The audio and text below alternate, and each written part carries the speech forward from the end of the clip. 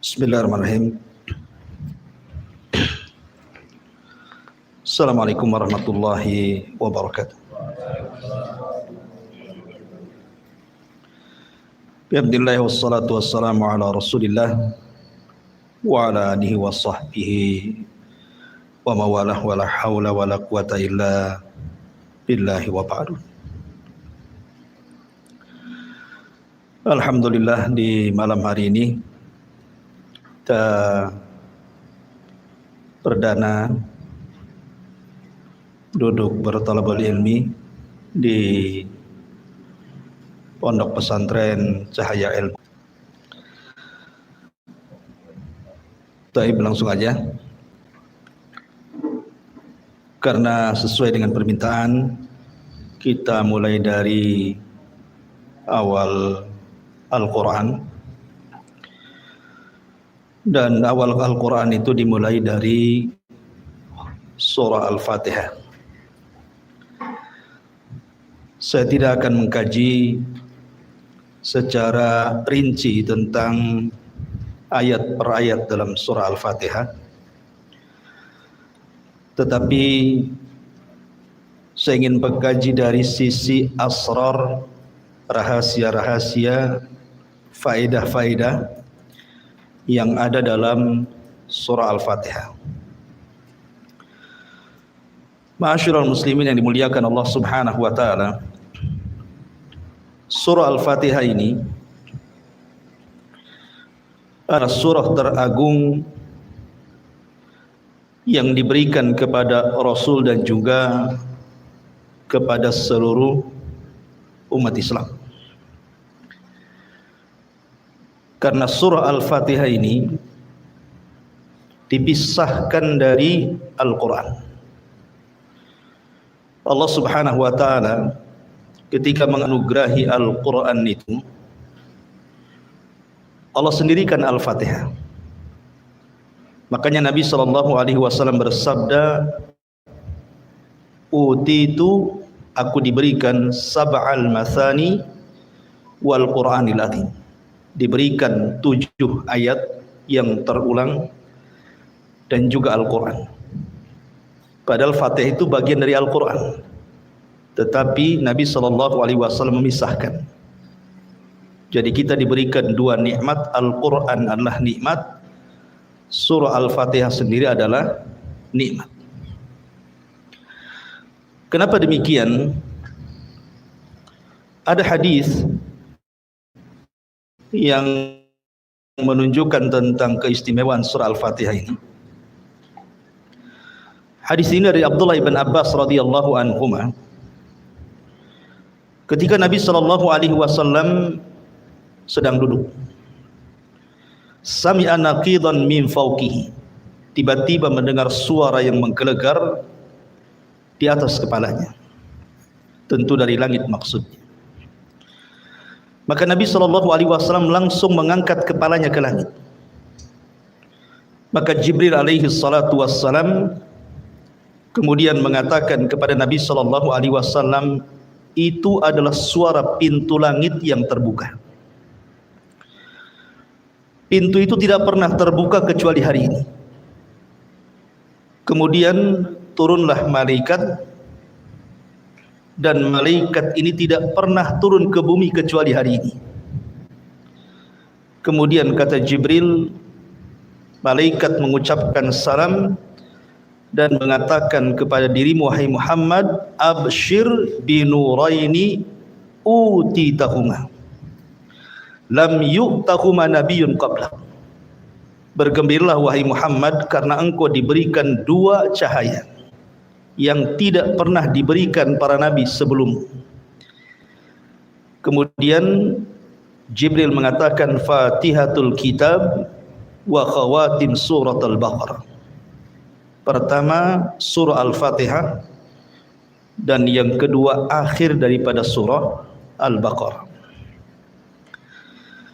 Dalam riwayat Nabi SAW mengatakan bahwa surat ini tidak pernah diturunkan dalam Taurat, tidak pernah diturunkan dalam Injil, bahkan tidak ada yang semisal dalam Al-Quran. Apa itu? Suratul Fatihah. Dari dua riwayat ini mengetahui bahwa surah Al-Fatihah ini surah teragung, karena tidak ada dalam Taurat, tidak ada dalam Injil, tidak ada dalam Al-Quran. Bahkan yang menurunkan surat ini malaikat yang belum pernah turun ke bumi. Makanya kenapa surah Al-Fatihah ini agung sekali, karena tidak terdapat dalam kitab-kitab langit. Ma'asyiral muslimin yang dimuliakan Allah Subhanahu wa taala. Surah Al-Fatihah itu ada kalimat dalam ayatnya, iyyaka na'budu wa iyyaka nasta'in. Lihat domirnya di sini, kata gantinya. Allah Subhanahu wa taala tidak menyebutkan kata ganti dengan domir mutakallim. Artinya bukan kalimatnya iyyaka a'bud wa iyyaka asta'in, bukan. Tetapi menggunakan nun. Nun itu artinya kami, jama'. Seolah-olah surat ini bukan hanya dihafal orang-orang tua saja, tapi semua manusia akan menghafal surat ini. Mau anak-anak, mau orang dewasa, mau orang tua, mau perempuan, mau laki-laki, semua membaca surah Al-Fatihah. Itu diantara sirul Fatihah, rahasia surah Al-Fatihah. Ma'asyiral muslimin yang dimuliakan Allah Azza wa Jalla. Bahkan diantara nama surah Al-Fatihah itu adalah Asy-Syifa, surat penyembuh. Ada sebuah riwayat dari Abi Sa'id Al-Khudri radhiyallahu anhu. Jadi suatu ketika Abu Sa'id Al-Khudri ini dan juga rombongannya pulang dari peperangan. Kemudian kehabisan bekal. Tidak ada makanan, tidak ada minuman, tidak ada apapun yang bisa mereka makan dan minum. Akhirnya kemudian mereka ingin bertamu ke salah satu dari daerah ataupun desa tertentu supaya orang-orang kampung itu menjamunya. Tapi qadarullah, orang-orang kampung itu semua bakhil. Tidak ada yang mau untuk menjamu rombongan para sahabat ini.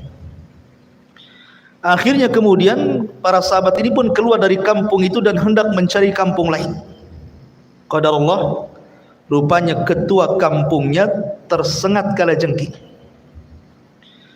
Ketika tersengat kalajengking karena orang kampung itu tidak ada yang sanggup mengobati, dan dilihatnya para sahabat yang kampung itu nampaknya ada di antara mereka yang mampu mengobati, makanya orang kampung mengejar sahabat ini. Kemudian mengatakan, sudikah kalian mengobati ketua kami? Karena sahabat sudah sakit hati itu, masuk kampung minta dijamu, nggak ada yang ngasih. Sekarang pimpinannya terkena sengatan kalajengking, tiba-tiba minta diobati. Akhirnya para sahabat mengatakan, mungkin bahasa kita enak saja kan itu ya. Saya minta makan tak dikasih, sekali kalian sakit minta diobati, itu bahasanya. Akhirnya kemudian para sahabat mengatakan, ya, kami siap mengobati pimpinan kalian dengan syarat kalian harus memberikan imbalan kambing sekian dan sekian. Akhirnya kemudian salah seorang sahabat membacakan surah Al-Fatihah, kemudian diusap kepada bekas sengatan kalajengking itu. Tiba-tiba sembuh.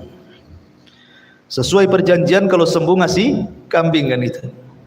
Akhirnya kemudian dikasih kambing, kemudian mereka pun sebagiannya dimakan dan sebagiannya dibawa pulang.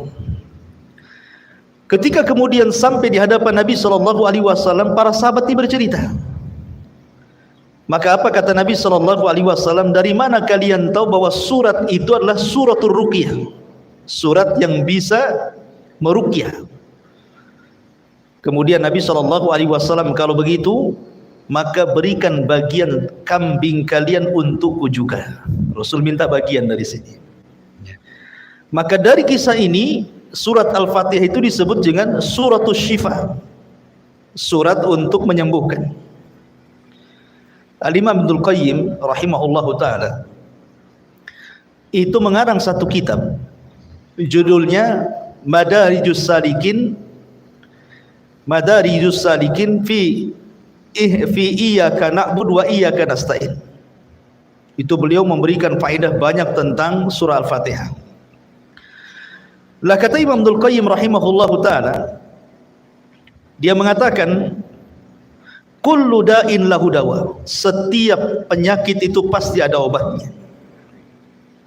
Kemudian dia mengatakan wa ana ahsantul mudawamata bil fatihati, dan aku menganggap baik dengan terus membaca Al-Fatihah apabila aku sakit.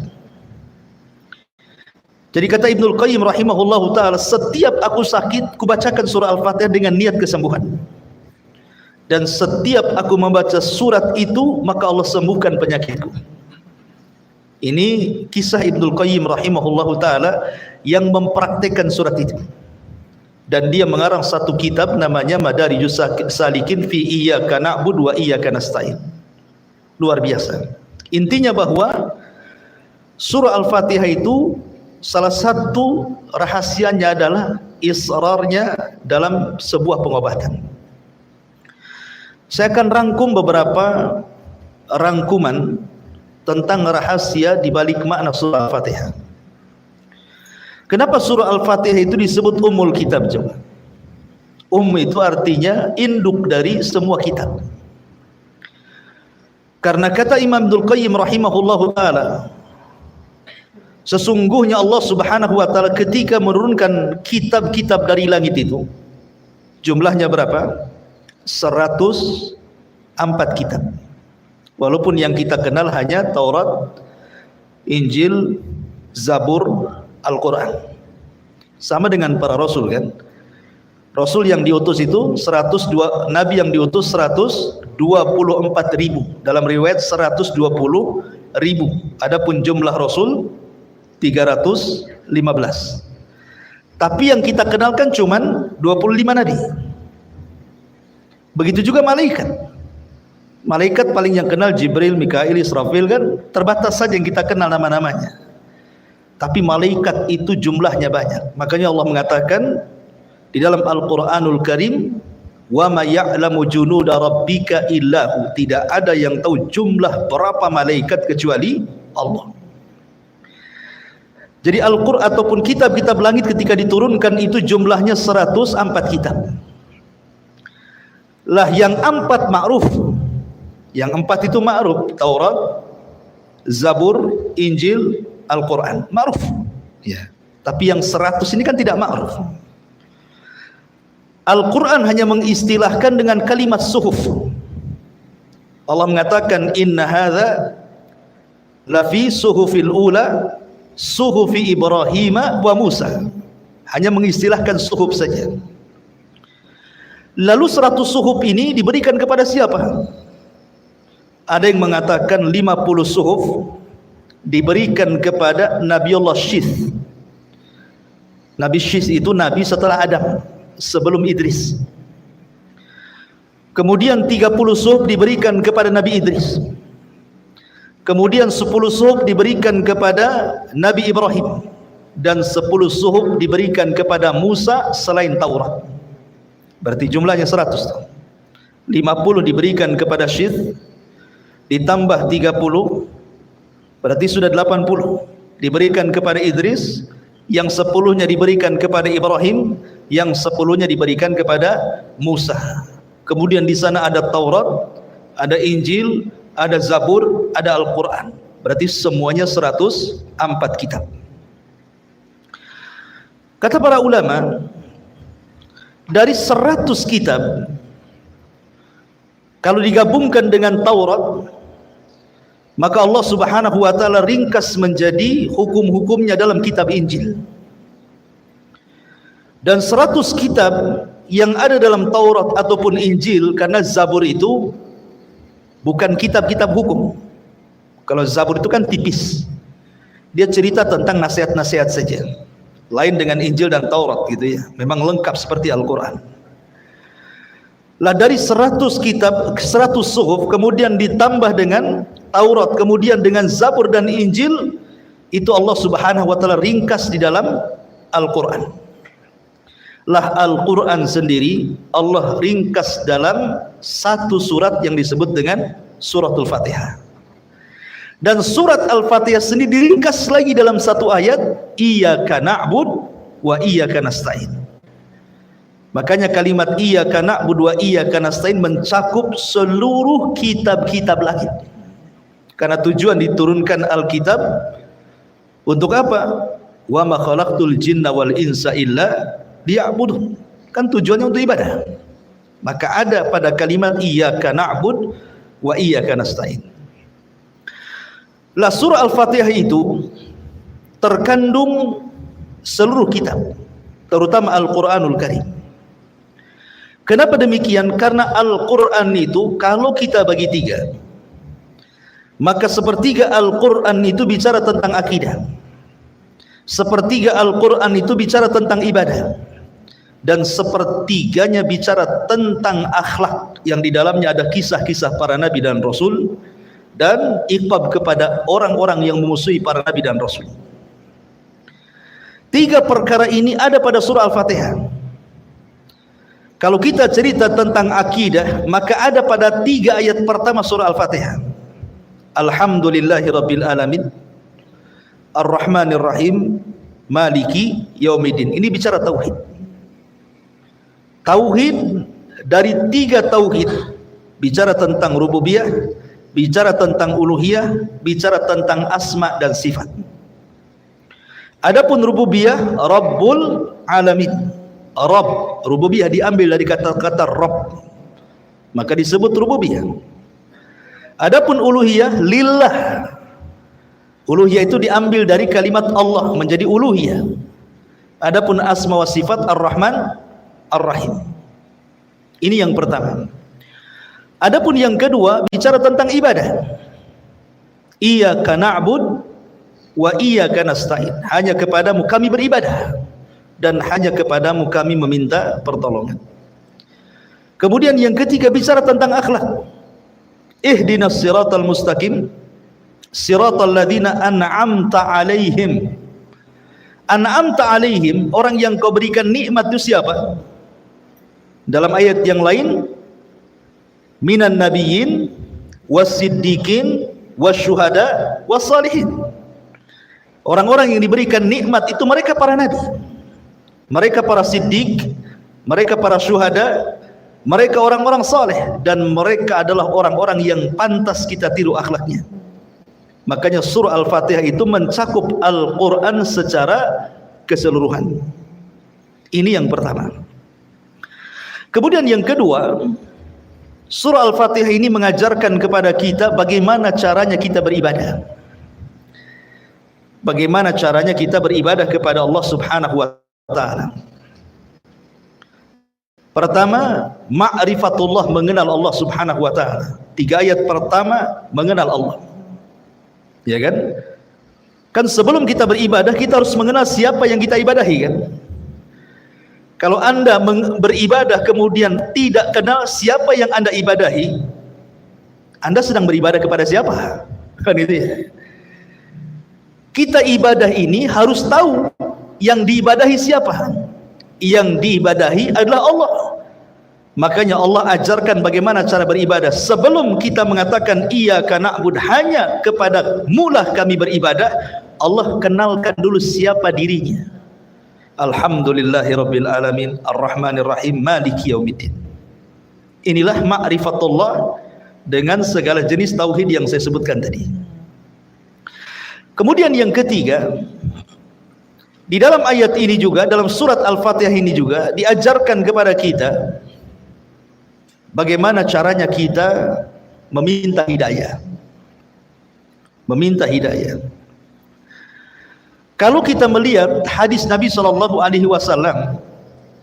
tentang balasan orang yang membaca surah Al-Fatihah dalam salat.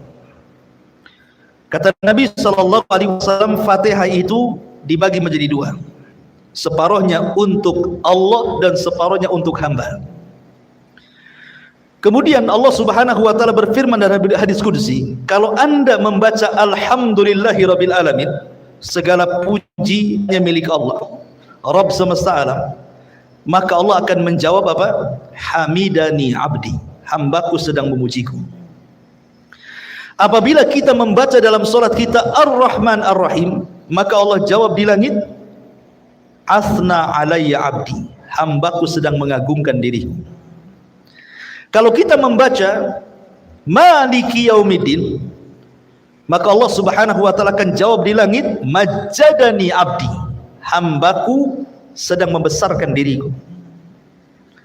Sampai di sini ini untuk Allah. Kemudian Allah mengatakan iyyaka na'bud wa iyyaka nasta'in. Allah jawab di langit apa?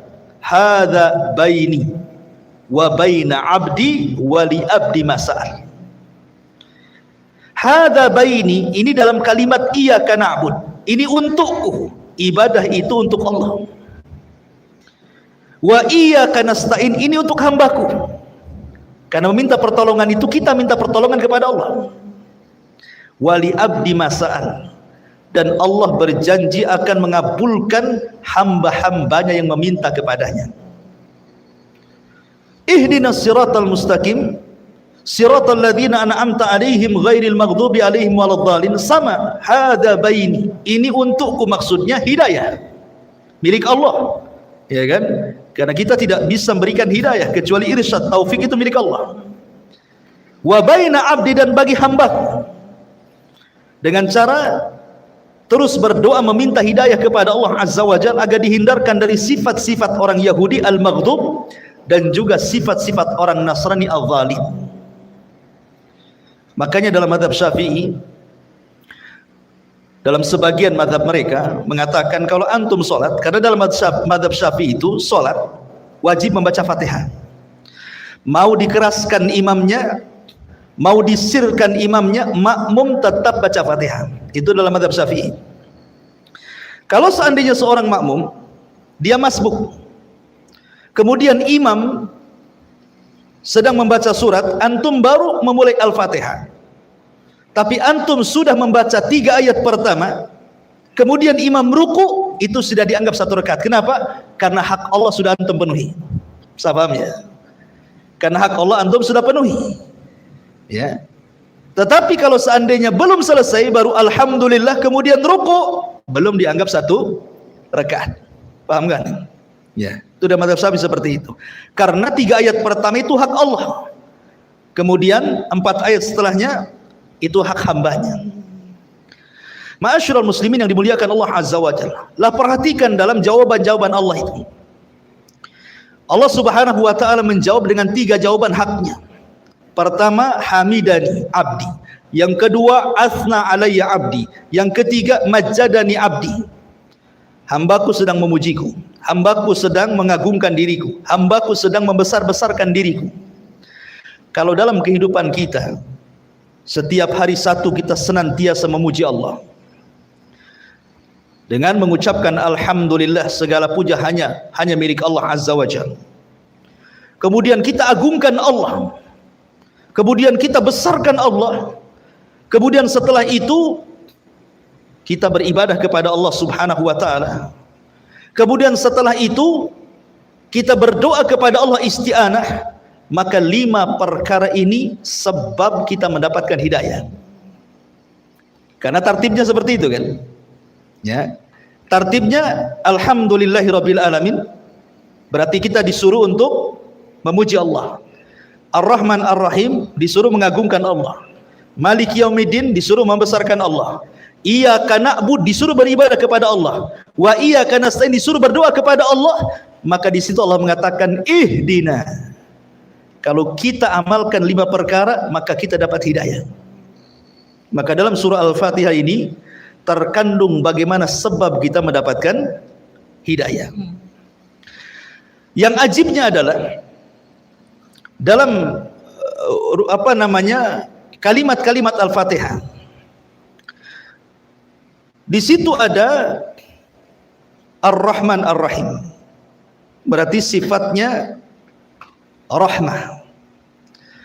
Kemudian yang kedua, ada iyyaka na'budu wa iyyaka nasta'in. Kita disuruh al-ibadah, beribadah. Kemudian di situ ada kalimat al-hidayah, ihdinas siratal mustaqim. Kemudian di situ ada kalimat an'amta alaihim, nikmat. Ada rahmat, ada ibadah, ada hidayah, ada nikmat. Ini ada 4 kata dalam surah Al-Fatihah itu kan. Rahmat. Kemudian yang kedua apa tadi? Ibadah. Kemudian yang ketiga hidayah. Kemudian yang keempat nikmat. Alladzi an'amta, nikmat. Dari sini bahwa kalau orang sudah diberikan rahmat oleh Allah, kasih sayang, kemudian dia melakukan ibadah, maka dia akan dapat hidayah. Setelah dapat hidayah, dipastikan diberikan nikmat. Itu maksudnya, ya. Kalau kita sudah mendapatkan rahmat dari Allah, dituntun untuk menghambakan diri kepada Allah, kemudian kita ibadah. Kemudian saat ibadah kita terus meminta hidayah kepada Allah Subhanahu wa taala, dan Allah pun beri, maka ujungnya antum akan diberikan nikmat. Nikmat dunia dan nikmat akhirat. Itulah lafaz-lafaz dalam surah Al-Fatihah. Ma'asyiral muslimin yang dimuliakan Allah Subhanahu wa taala. Bahkan rukun Islam pun terkandung dalam surah Al-Fatihah. Rukun Islam itu ada berapa? Ada 5. Syahadat, salat, zakat, puasa, haji. Dari mana kita tahu rukun Islam ini ada dalam surah Al-Fatihah? Pertama syahadat. Syahadat itu adalah tauhid. Dan tauhid terkandung pada 3 ayat pertama surah Al-Fatihah. Adapun sisanya salat, zakat, puasa dan haji itu ibadah. Terkandung padanya dalam kalimat iyyaka na'bud. Hanya kepadamu ya Rabb kami beribadah. Berarti mencakup salat, mencakup puasa, mencakup zakat, mencakup haji. Jadi rukun Islam ada pada surah Al-Fatihah juga. Ma'asyiral muslimin yang dimuliakan Allah Azza wa Jalla, bahkan lebih daripada itu, dalam surah Al-Fatihah ini terkandung ususul ibadah, pondasi-pondasi ibadah. Ibadah itu ada 2 perkara yang antum harus ketahui. Pertama, syurutul ibadah, syarat sah diterimanya ibadah. Yang kedua, arkanul ibadah, rukun-rukun ibadah. Dua-duanya ada dalam surah Al-Fatihah. Kalau bicara tentang syarat ibadah itu ada 2. Pertama, ikhlas. Ibadah itu harus ikhlas. Mana ayatnya? Alhamdulillah. Kita harus memuji karena Allah. Menunjukkan ikhlas. Tauhid uluhiyah di sini. Kemudian yang kedua, ittiba. Ihdinas siratal mustaqim siratal ladzina an'amta. Kita meminta petunjuk agar kita diberikan jalan kepada orang yang kau berikan nikmat. Maka yang pertama orang diberikan nikmat adalah para nabi. Dan nabi yang diutus kepada kita siapa? Rasulullah. Kita harus mencontoh Nabi sallallahu alaihi wasallam. Maka di sini ada syurut ibadah. Kemudian yang kedua, arkanul ibadah, rukun ibadah. Rukun ibadah ada 3. Tidak bisa antum tinggalkan satu daripada 3 rukun ibadah ini. Ibadah tidak akan berpahala. Pertama, al-mahabbah, kecintaan kita kepada Allah. Yang kedua, al-khaufu, perasaan takut kita kepada Allah. Yang ketiga, ar-raja'u, perasaan harap kita kepada Allah Azza wa Jalla. Ini 3 perkara tidak boleh, tidak harus dihadirkan dalam ibadah. Ketika kita beribadah, kita harus cinta, bukan terpaksa. Ketika beribadah, kita harus takut tidak diterima ibadahnya.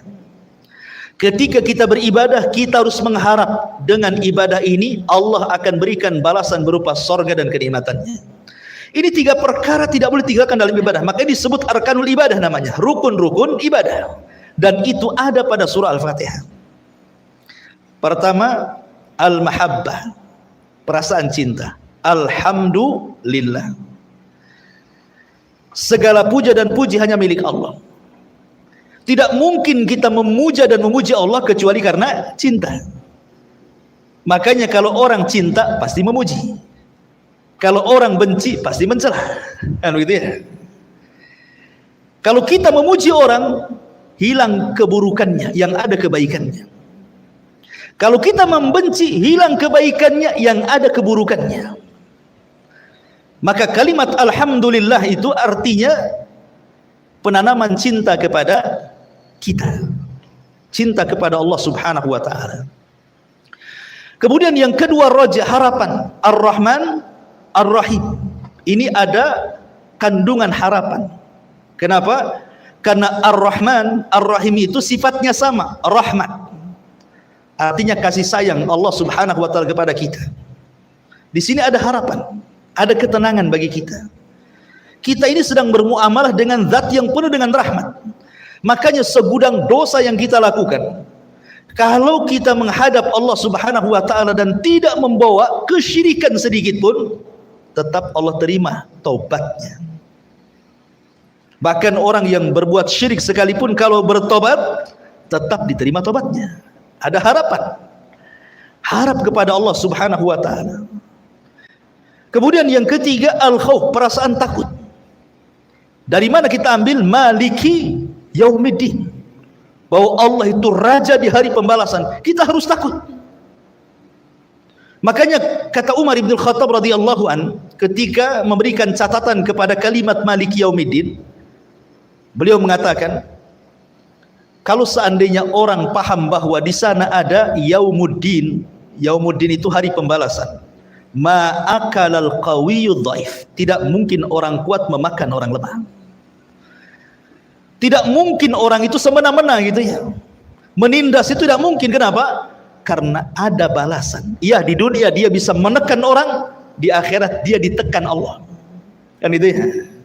Makanya kalau paham bahwa yaumuddin, apa din? Din itu bukan agama. Din itu artinya balasan. Semua orang akan dibalas karena kezalimannya.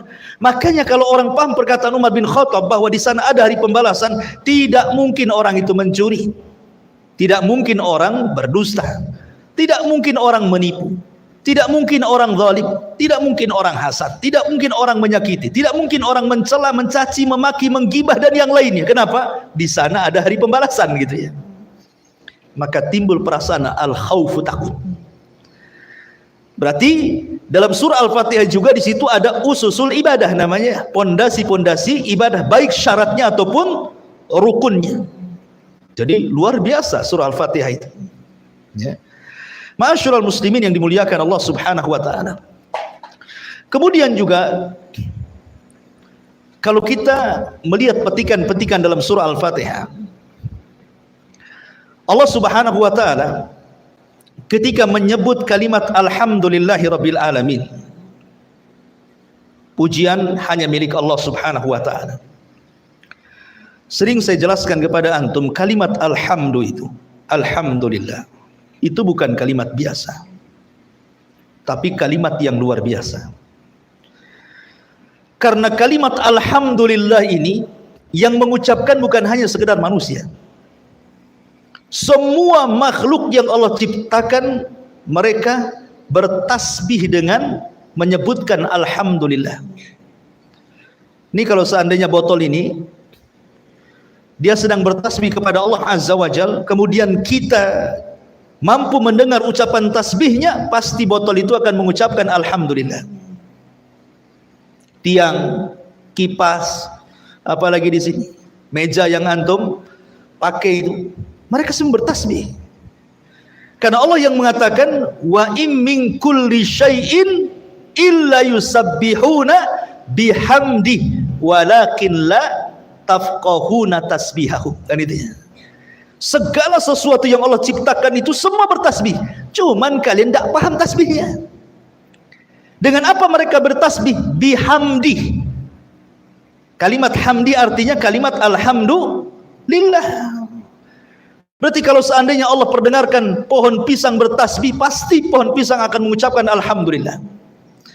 Kalau seandainya antum perdengarkan ayam sedang bertasbih, pasti ayam itu mengucapkan alhamdulillah. Kalau seandainya gunung itu antum perdengarkan bagaimana tasbihnya gunung, pasti gunung akan mengucapkan alhamdulillah. Segala sesuatu, mau lautan, mau ikan-ikan di dalam lautan, mereka bertasbih kepada Allah dan tasbihnya dengan ucapan alhamdulillahi rabbil alamin. Alhamdulillah. Karena alhamdulillah itu mencakup segala lini kehidupan manusia. Bukan hanya diucapkan orang senang saja, orang susah pun mengucapkan alhamdulillah. Enggak percaya antum? Datang ke orang sakit. Gimana kondisinya? Alhamdulillah. Sakit saya tidak terlalu parah. Tuh sebelah sana itu sudah meninggal kemarin. Alhamdulillah juga dia. Padahal dia stroke. Ya. Apalagi orang sehat. Kaifa haluk? Alhamdulillah bi khair. Begitu ya. Antum datang ke orang fakir, orang miskin. Kaifa haluk? Bagaimana kondisimu? Kata orang fakir, alhamdulillah masih bisa makan. Gitu ya. Orang sebelah nasinya nasi kering katanya. Ya. Apalagi orang kaya, makin keras alhamdulillahnya. Kaifa haluk? Alhamdulillah. Tambah lagi oplet saya katanya. Semua orang mengatakan alhamdulillah. Mau orang sakit ya alhamdulillah, orang sehat alhamdulillah, orang miskin alhamdulillah, orang kaya alhamdulillah. Semua orang mengucapkan alhamdulillah. Bahkan para malaikat disebutkan di dalam Al-Qur'anul Karim. Lihat bagaimana para malaikat, seluruh malaikat, seperti Allah mengatakan dalam surah Ghafir ayat 7. Alladzina yahminuna al-arsya wa man hawlahu yusabbihuna bihamdi rabbihim. Dan para malaikat-malaikat pemikul arasy dan seluruh malaikat di sekitarnya, mereka bertasbih dengan menyebut alhamdulillah. Semua malaikat. Dan itu juga hal yang semana antum bisa buka dalam surah Zumar ayat 75 dan dalam surah Al-Baqarah ayat 30. Ketika malaikat mendengar Allah akan menciptakan makhluk berupa manusia Adam, apa kata malaikat? Ataj'alu fiha man yufsidu fiha wa yasfiku dima wa nahnu nusabbihu bihamdik. Dan kami bertasbih kepadamu dengan cara apa? Bihamdik, artinya mengucapkan alhamdulillah.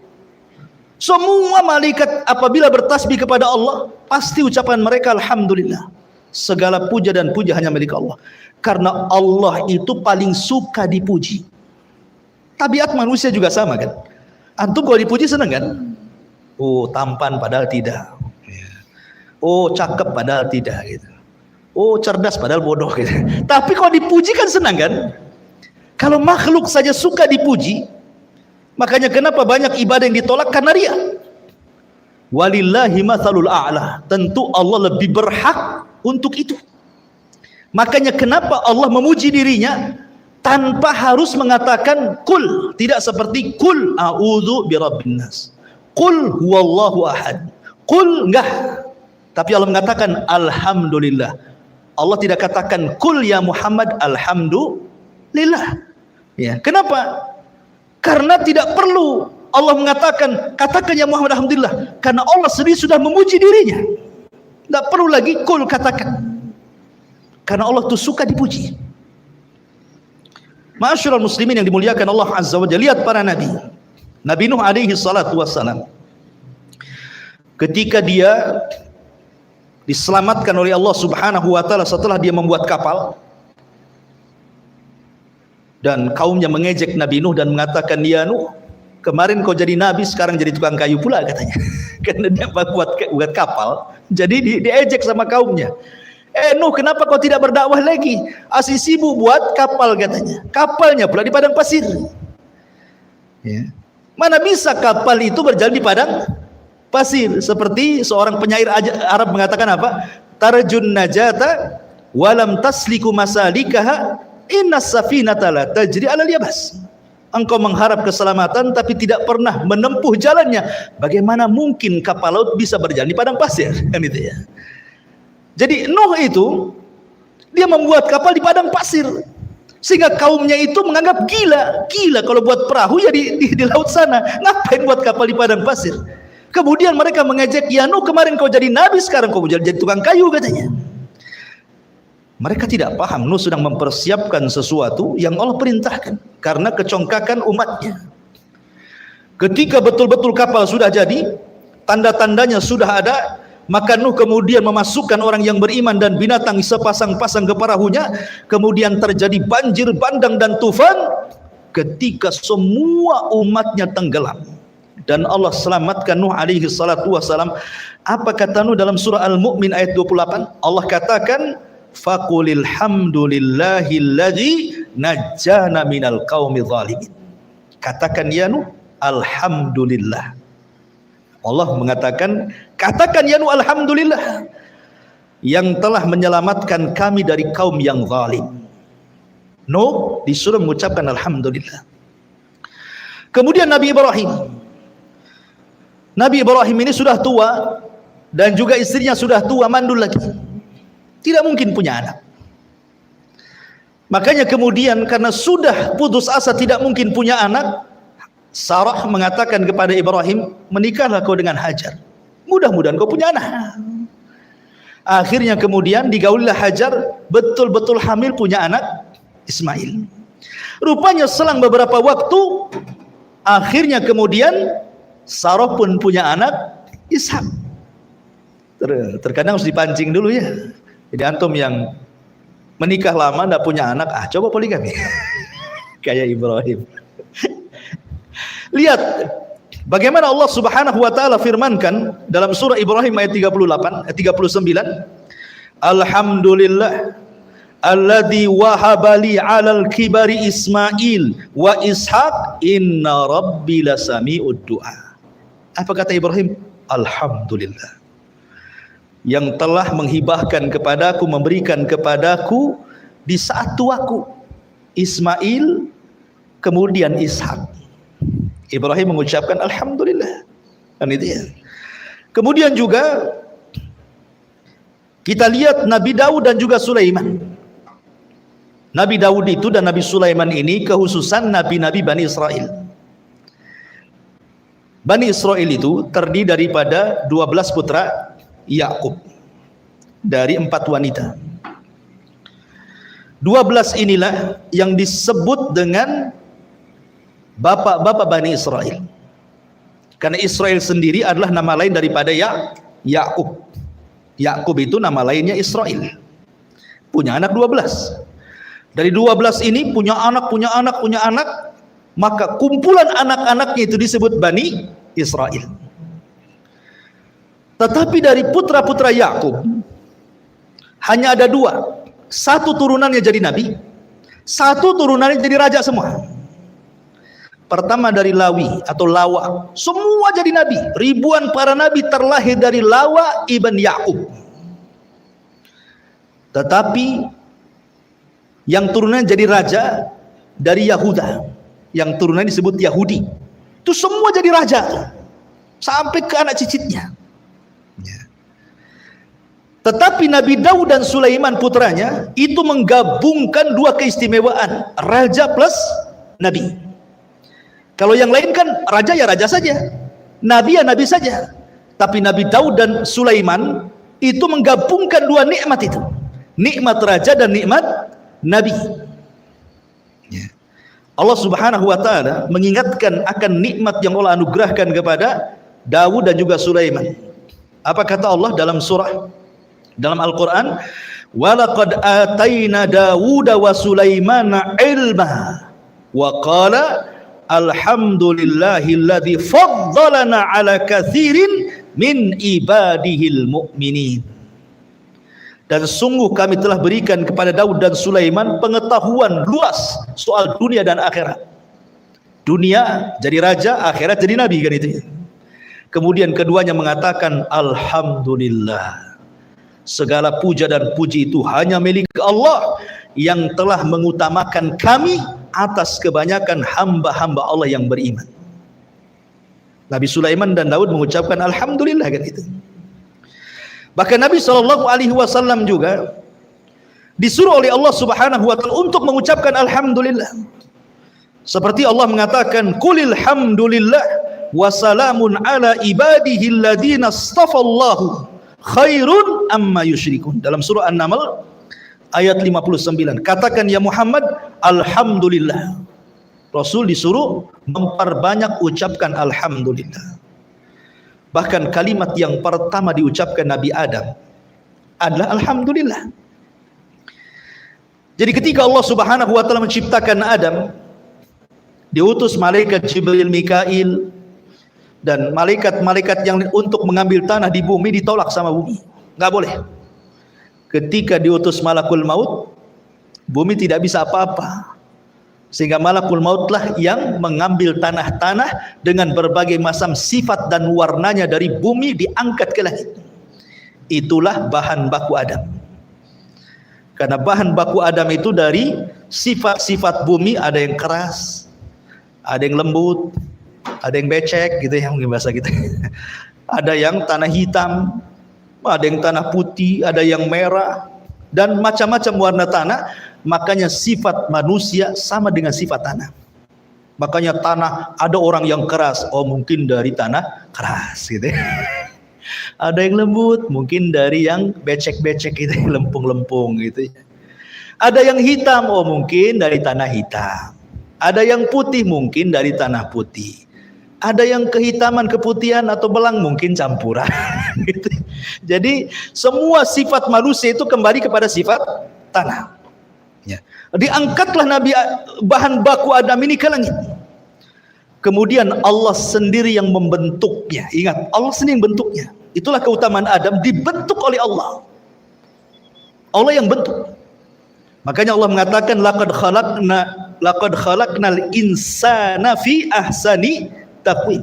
Sungguh kami, kata Allah, menciptakan manusia dengan sebaik-baik bentuk. Adam diciptakan sebaik-baik bentuk.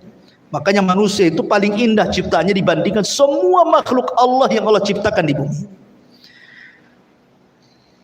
Coba perhatikan binatang. Tidak ada binatang itu yang bisa berdiri di antara dua kaki. Sebutkan binatang apa?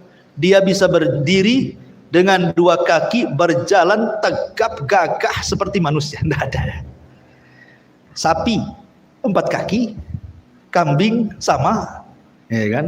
Ular tak punya kaki lagi dia. Dia pakai perut jalannya kan itu ya. Apalagi kera, ya. Kera juga tidak bisa 2 kaki tegap, sekali-kali aja dia. Ya. Kucing apalagi bisa dia berdiri waktu atraksi saja. Habis itu dia tidak ada ceritanya binatang itu yang berdiri dengan 2 kaki dengan tegap kecuali manusia kan.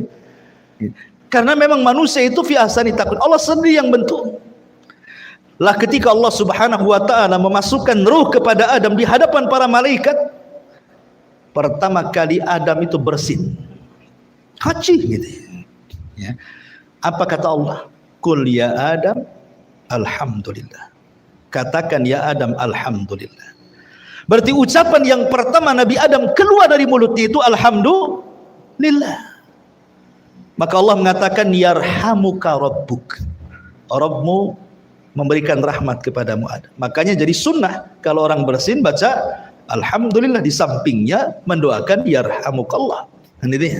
Tapi dari sini menunjukkan bahwa Adam membaca alhamdulillah. Pertama ucapan keluar dari mulut Adam itu alhamdulillah. Bahkan bukan hanya malaikat, Adam, para nabi, orang yang masuk neraka saja mereka mengucapkan alhamdulillah. Kenapa orang masuk neraka mengucapkan alhamdulillah? Penduduk neraka ketika mengucapkan alhamdulillah bukan karena senang, tetapi karena mereka dimasukkan ke dalam neraka bukan karena kezaliman Allah, tapi karena keadilannya. Ya. Allah itu ketika mengadab manusia bukan karena kezaliman, bukan karena Allah zalim kepada makhluk, tidak. Itu semua karena keadilannya. Sebab kalau Allah menyiksa karena kezalimannya, habis manusia itu. Makanya penduduk neraka masih mengucapkan alhamdulillah, apalagi penduduk surga. Bahkan orang yang pertama keluar dari kubur, orang-orang yang beriman ketika dibangkitkan tiupan sangkakala yang kedua, ketika manusia bangkit dari kuburannya, apa kata Allah? Allah Subhanahu wa taala berfirman, "Yauma yad'ukum Yauma yad'ukum fatastajibuna bihamdi wa tadhunnuna illa bistum illa qalila. Dalam surah Isra 52. Pada hari ketika Allah memanggil kalian, maksudnya membangkitkan kalian dari kubur-kubur kalian. Kemudian fayastajibun, maka kalian pun kemudian bangkit dari kuburan, kemudian kalian mengucapkan alhamdulillah. Orang-orang yang beriman ketika bangkit dari kuburan mengucapkan alhamdulillah. Ketika mereka masuk ke dalam sorga, mereka pun mengucapkan alhamdulillah. Alhamdulillahilladzi hadana li hadza wa ma kunna linahtadiya laula an hadanallah. Ini kalimat ketika masuk ke dalam sorga. Ketika di dalam sorga, mereka juga mengucap alhamdulillah. Wa qalu alhamdulillahilladzi adhaba annal hazan. Dalam surah Yunus ayat 9-10. Kemudian akhir ucapan penduduk sorga juga adalah alhamdulillah, sebagaimana Allah mengatakan di dalam surah Az-Zumar ayat 74, wa akhiru da'wana, dalam surah Yunus ayat 10, wa akhiru da'wahum anil hamdulillahi rabbil alamin. Lihat di sini, berarti orang yang beriman itu ketika keluar kuburan mengucapkan alhamdulillah. Ketika masuk sorga mengucapkan alhamdulillah. Ketika dalam sorga mengucapkan alhamdulillah. Dan akhir ucapan penduduk sorga alhamdulillah.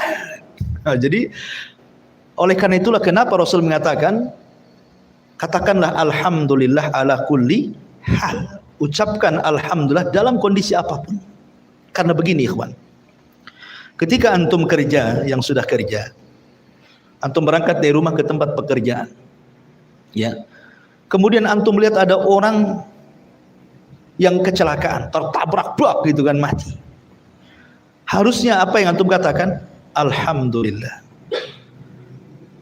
Supaya kita tidak seperti dia gitu maksudnya, ya. Jadi setiap kita melihat musibah orang lain, ucapkan kalimat itu supaya jangan seperti dia. Karena bisa saja terjadi kepada kita. Kita ini sudah hati-hati, ya. Lampu sudah hijau, antum lewat, rupanya yang lain melanggar antum. Bisa saja terjadi kan? Ada orang makanya di jalan ini repot, antum mau ngebut nabrak orang, lambat pula ditabrak orang. Itulah jalan raya.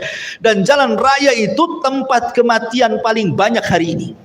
Padahal di zaman Rasul tidak ada orang mati di jalan. Makanya sering saya katakan di zaman Rasul tidak ada orang mati di jalan, karena nggak ada unta nabrak keledai gitu ya.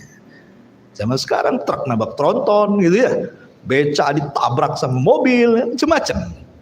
Makanya kalau melihat musibah, ucapkan alhamdulillah supaya tidak terkena musibah itu. Antum masuk nih pulang dari ngaji, masuk ke rumah, istri sehat, anak-anak sehat, tidak terjadi kebakaran di rumah, tidak jadi apapun di rumah, tidak kemalingan, ucapkan alhamdulillah.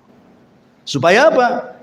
Supaya selamat terus rumah itu. Itu maksudnya. Itu bentuk syukur. Bukan Allah mengatakan kan, la in syakartum la azidannakum. Kalau engkau banyak bersyukur, ku tambah. Jadi kalau kita masuk rumah melihat kondisi semua baik, alhamdulillah, insya Allah Allah tambah. Kalau sekarang istri antum satu, Allah tambah, alhamdulillah. Kata akhwat, inna lillah wa inna ilaihi rajiun. Masyarul muslimin yang dimuliakan Allah. Intinya kalau kita kupas, alhamdulillah, banyak kan nih rahasia-rahasia dalam surah Al-Fatihah ini, ya. Masyarul muslimin yang dimuliakan Allah Azza wa Jalla. Ar-Rahman Ar-Rahim. Ar-Rahman Ar-Rahim ini bukan kalimat biasa, ya. Minimalnya kita ucapkan 17 kali dalam sholat kita kan. Dalam sholat wajib saja, belum sholat-sholat sunnahnya. Karena Ar-Rahman Ar-Rahim itu kalau antum perhatikan, kita memperhatikan maknanya, seolah-olah kita sedang diliputi rahmat Allah, kasih sayang Allah subhanahu wa ta'ala. Kasih sayang Allah itu banyak sekali, ikhwatu fiddin, muliakan Allah azza wa jalla. Sampai-sampai Nabi SAW ketika bicara tentang rahmat Allah subhanahu wa ta'ala, Allah itu memiliki mi'atu rahmah, 100 rahmat. Kemudian anzala minha rahmatun wahidah. tapi yang diturunkan ke bumi cuma satu. Bayangkan, Allah itu punya 100 rahmat kasih sayang, tapi yang diturunkan ke bumi cuma satu. Tapi dengan satu ini saja kita bisa melihat bagaimana seorang ibu menyayangi anaknya, ya kan? Bagaimana seorang bapak menyayangi anak-anaknya, bagaimana seorang anak cinta dengan ayahnya, bagaimana sesama binatang saling sayang. Kita lihat satu saja kita melihat luar biasa, ya, rahmat bagi manusia itu. Bagaimana orang masuk surga? Yang rahmat Allah itu 99 kan di sana. Yang satu saja kita bisa melihat bagaimana kasih sayang manusia dengan manusia yang lain itu luar biasa. Seperti ada di zaman sahabat itu yang menggendong ibunya haji dari awal manasik sampai selesai karena cintanya dengan ibunya. Uwais ibn Qaran, Uwais al-Qarani itu seorang kibarut tabi'in, hidup di zaman Nabi. Sebenarnya dia bisa jadi sahabat, tinggal datang dari Yaman ke Madinah berjumpa dengan Nabi, jadi sahabat dia kan. Karena syarat jadi sahabat itu harus melihat Nabi, beriman kepada Nabi, dan mati di atas agama Nabi. Itu sahabat namanya.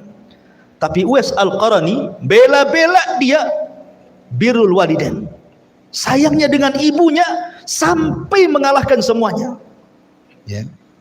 Begitulah rahmat ditanamkan oleh Allah Azza wa Jalla. Pada satu rahmat itu yang diturunkan, tetapi untuk satu dunia, mencakup ke binatangnya, mencakup ke manusianya, dan begitu seterusnya. Bagaimana di sorga yang 99 rahmat itu? Di dunia saja kita sudah tenang, apalagi orang tua punya 5 anak, semua anaknya berbakti, tenang rasanya gitu ya. Itu rahmat Allah itu. Gimana di sorga yang 99 itu kan, ya. Jadi kalimat Ar-Rahman Ar-Rahim ini bicara tentang rahmat, bicara tentang rahmat, kasih sayang Allah Subhanahu wa taala kepada kita. Sehingga kalau kita yakin Allah itu sayang dengan kita, ikhwatu fiddin, maka tidak ada orang yang putus asa di dunia ini. Enggak ada. Kebanyakan orang yang putus asa itu karena tidak paham kalimat Ar-Rahman Ar-Rahim ini. Apalagi seperti tadi yang saya jelaskan, Maliki Yaumiddin, ditanamkan sifat takut gitu ya. Kalau orang paham dengan kalimat Maliki Yaumiddin, maka dia akan bisa menanamkan tingkatan Islam tertinggi dalam Islam. Apa? Muraqabah. Jibril bertanya kepada Rasul, apa itu Islam? Apa itu iman? Apa itu ihsan? Kan itu ya. Berarti tingkatan Islam itu ada 3. Dimulai dari Islam, kemudian iman, kemudian ihsan. Berarti paling tinggi itu ihsan. Dalam Islam itu paling tinggi ihsan. Ihsan itu artinya merasa diawasi Allah. Dan kalau kita paham Maliki Yaumiddin, berarti Anda sedang dididik ihsan, ya, tingkatan muraqabah yang luar biasa. Sebab kalau seandainya kita paham kalimat Maliki Yaumiddin, tidak ada di dunia orang ini berbuat jahat, ikhwan. Tenang di dunia ini. Yang mencuri nggak jadi, takut nanti dibalas di akhirat. Yang mau berbohong nggak jadi, yang mau nipu nggak jadi, yang mau korupsi nggak jadi, yang mau berdosa nggak ada jadi, mau bergibah nggak jadi. Tenang dunia ini, nggak ada kejahatan. Kalau paham Maliki Yaumiddin. Tapi karena tidak paham, akhirnya kemudian habis sholat nyolong kotak infak. Berarti tidak paham dengan Maliki Yaumiddin tuh. Dia mau nyuri kotak infak itu sholat dulu dia, baca Fatihah juga dia, Maliki Yaumiddin. Habis itu diambil pula kotak infak. Berarti nggak paham yang dibaca. Makanya baca surah Al-Fatihah itu dalam sholat itu janganlah dikebut-kebutkan, jangan pula satu nafas. Oh, dolin gitu kan ada tuh, ya. Sholat tarawih 5 menit 23 menit. Cuman dia bisa memahami Fatihah itu, karena setiap kalimat dalam surah Al-Fatihah itu ada jawabannya. Dan ada makna yang tersembunyi di situ untuk kita resapi gitu loh. Makanya wajar kalau seandainya Allah mengatakan innas salata tanha anil fahsya'i wal munkar, sesungguhnya salat itu bisa mencegah perbuatan keji dan mungkar. Keji itu ucapan kotor, mungkar itu perbuatan fasik.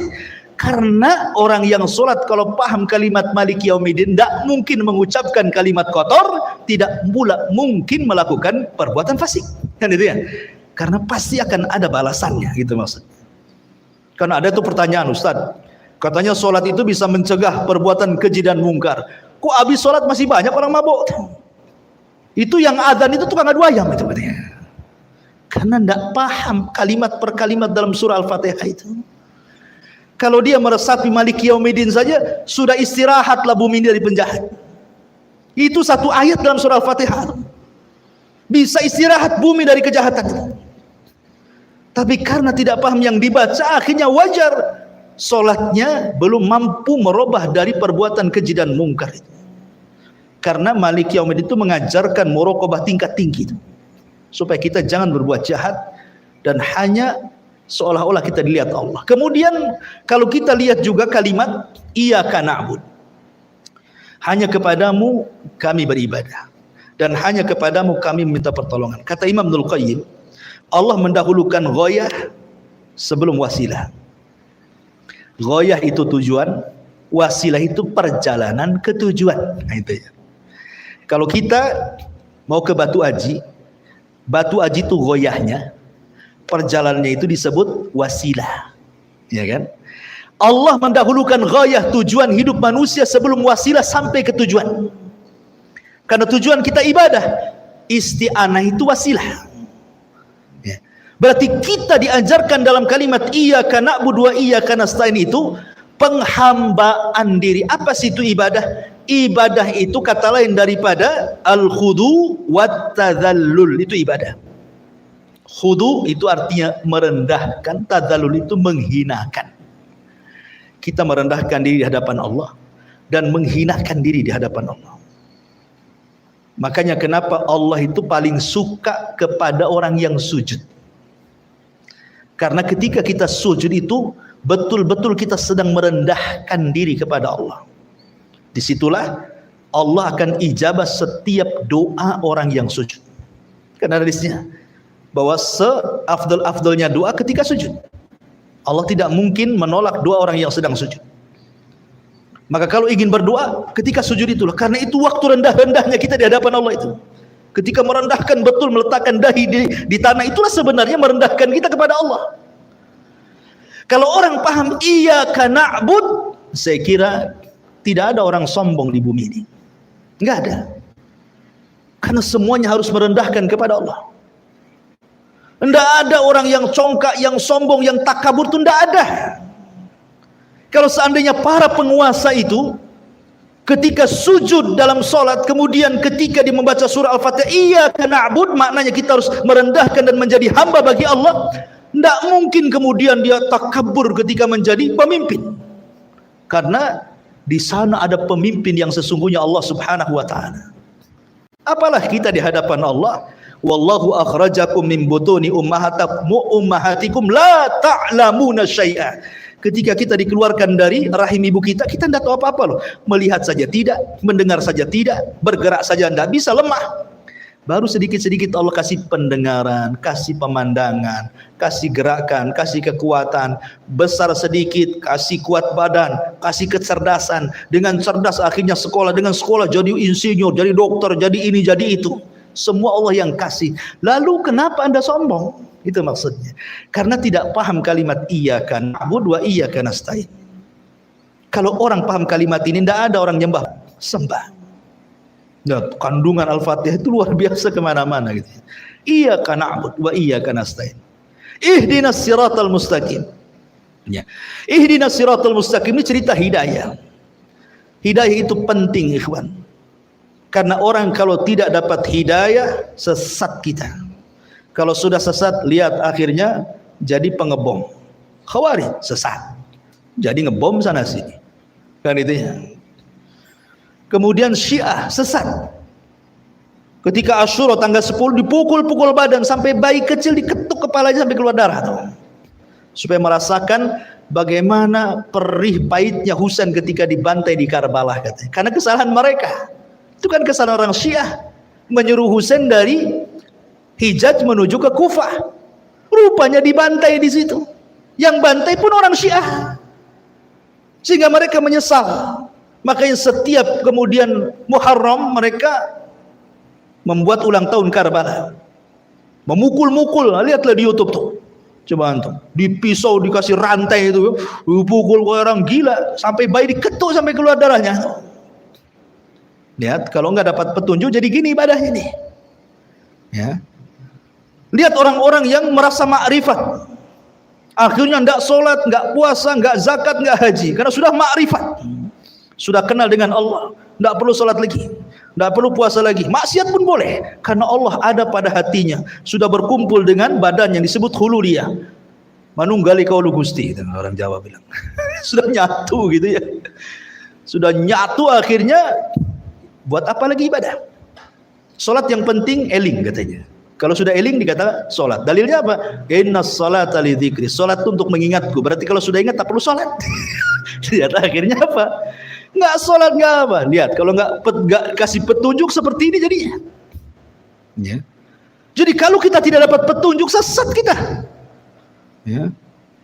Macam-macam. Akhirnya ada orang ngaku nabi, ada pula pengikutnya. Dulu ada namanya siapa, Ahmad Musaddiq kan itu. Saya dengar sudah tobat, alhamdulillah. Sempat ramai gara-gara syahadatnya. Asyhadu anna Muhammad Rasulullah diganti asyhadu anna Muhammad Ahmad Musaddiq Rasulullah kan. Alhamdulillah, kalau beliau sudah tobat, alhamdulillah, kita doakan terus dapat hidayah. Tapi kalau orang tidak dapat petunjuk jadi gitu kan? Ya. Kemudian ngaku Imam Mahdi. Baru-baru ini kan ada orang yang mengklaim bahwa ada seorang yang mengaku Imam Mahdi, ciri-cirinya ada pada dia katanya. Dan sekarang sedang membuat pembaiatan di hotel tingkat 3 ya, baiat. Kalau tidak dapat baiat maka dia jadi pengikut Dajjal. Nah, kenapa baiatnya manjur? Karena dia sudah koordinasi dengan Nabi Khidir dan Nabi Muhammad katanya. Jadi panitia itu Nabi Khidir. Coba antum loh, kalau nggak dapat hidayah jadi gini, halu, menghayal, ya kan? Menghayal jadi kemana-mana jadinya. Itu bahaya kalau nggak dapat hidayah itu. Makanya setiap sholat kita minta kepada Allah, ihdinas siratal mustaqim, ihdinas siratal mustaqim, supaya kita dapat hidayah. Kalau nggak dapat hidayah jadi kayak gini nih, ajaran yang nggak jelas jadinya. Maka ihdinas siratal mustaqim ini penting, husul antum ketika, karena yang menyelamatkan kita di dunia dan akhirat itulah hidayah. Itu yang kita cari dari awal lahir sampai kita mati, hidayah. Apalagi yang kita cari kalau bukan hidayah? Makanya kenapa hidayah itu selalu didahulukan dalam doa Nabi, Allahumma inna nas'alukal huda wat tuqa wal afafa wal ghina. Ya Allah, aku minta kepadamu hidayah. Hidayah dulu Rasul meminta, baru takwa. Karena tidak mungkin dapat hidayah kemudian dia takwa, harus dapat hidayah dulu baru dia takwa. Allahumma nas'alukal huda wat tuqa, baru al afaf, kehormatan, menjaga kehormatan, baru kekayaan terakhir. Minta kekayaan itu terakhir. Setelah kita meminta kepada Allah hidayah, kemudian meminta kepada Allah takwa, kemudian meminta kepada Allah al-afaf, kehormatan dijaga, baru minta harta. Kita manda, tiga-tiganya tidak ada. Yang ada harta aja diminta. Ya Allah kapan kaya, ya Allah kapan maju, ini saya mau buat ini, mudah-mudahan rezekinya dirasakan. Tidak ada itu. Semua mintanya aneh-aneh aja. Jadi ihdinas siratal mustaqim itu luar biasa. Siratal ladzina an'amta 'alaihim ghairil maghdub. Maghdub ini majhul, maghdub maf'ul. Fa'ilnya disembunyikan. Ya. Ketika Allah Subhanahu wa taala menyebutkan orang-orang yang diberikan nikmat, Allah tampilkan pelakunya, an'amta. Tak di situ pelaku. Orang yang engkau ya Allah beri nikmat. Jadi ketika Allah menyebutnya orang-orang yang diberikan nikmat, dimunculkan pelakunya. Siapa mereka? Para nabi, para siddiqin, para syuhada, orang-orang saleh. Tapi ketika Allah menyebut orang Yahudi dan Nasrani, Allah tidak sebutkan pelakunya. Al-maghdub, yang dimurkai. Kenapa Allah tidak katakan orang-orang yang engkau murkai ya Allah, ditampakkan pelakunya? Tidak, menggunakan majhul. Karena hinanya mereka di mata Allah. Karena orang-orang Yahudi itu maghdub, memang betul-betul dimurkai. Kenapa mereka dimurkai? Karena orang Yahudi itu diberikan kecerdasan yang tidak diberikan kepada umat yang lain. Tetapi mereka disesatkan sesat-sesatnya karena mereka sesat. Mereka tidak mau mengamalkan ilmunya walaupun banyak ilmu. Terbalik pula dengan Nasrani, dhalun wala dhalin. Dhal itu artinya sesat karena tak punya ilmu, rajin pula ibadah. Ya, kalau Yahudi banyak ilmu, tidak mau ibadah. Islam itu agama wasitiyah, harus tengah-tengah. Berilmu juga, beramal juga. Makanya Allah mengatakan wal asri innal insana lafi khusrin illa alladziina amanu. Maksudnya orang-orang yang berilmu, wa amilus shalihat, orang-orang yang beramal soleh dengan ilmunya. Baru setelah itu berdakwah, wa tawassaw bil haq. Baru setelah itu sabar ketika mencari ilmu, sabar ketika mengamalkan ilmu, sabar ketika mendakwahkan ilmu. Inilah di antara rahasia daripada surah Al-Fatihah. Insyaallah kita mulai nanti dari surah Al-Baqarah, baru kita akan jelaskan tafsir ayat per ayat, kalimat per kalimat. Karena surah Al-Fatihah ini kalau kita bahas juga, itu satu ayat satu pertemuan kan. Jadi adalah kita global saja surah Al-Fatihah. Insyaallah nanti ketika surah Al-Baqarah baru kita masuk tafsirnya. Baik, karena ini perdana mungkin bawaannya ngantuk, kita tutup saja dengan kafaratul majelis. Subhanakallahumma bihamdika asyhadu an la ilaha illa anta astaghfiruka wa atubu ilaik. Allah ta'ala. Assalamualaikum warahmatullahi wabarakatuh.